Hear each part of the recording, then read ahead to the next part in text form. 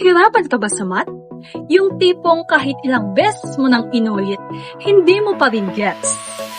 Well, what if I told you there's an AI that can explain math to you like a tutor? So hello everyone, good day! In this video, I'm going to show you how to use MathGPT, an AI-powered math assistant that can help you solve and understand math problems step by step. Perfect ito for students na gustong mas maintindihan, not just memorize math concepts. So, what is MathGPT? So, MathGPT is an online AI tool where you can ask math questions, input problems, and get instant explanations. Parang may personal math tutor ka, pero online and available anytime. Now, let's get started. Open your browser and search mathgpt.org. To enter your math problem, type your question or equation in the input box. For example, solve 2x plus 5 is equal to 15.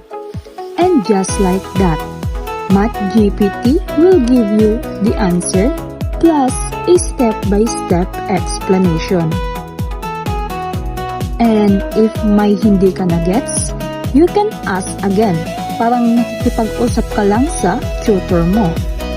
And here, pwede din siyang mag-create practice question, create practice test, and create MathGPT video. So, let's try the create practice question.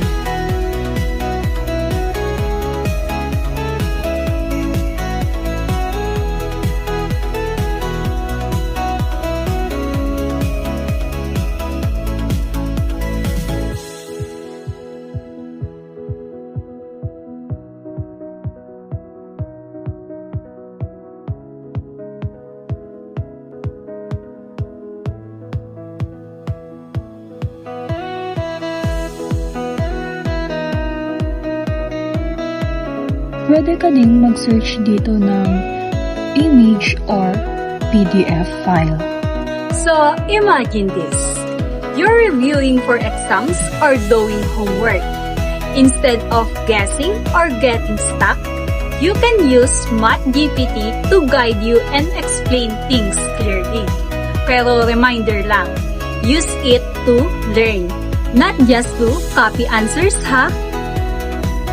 And that's how you use MathGPT. Easy, smart, and super helpful. If you found this video helpful, don't forget to like, share, and subscribe for more tutorials. See you in the next one!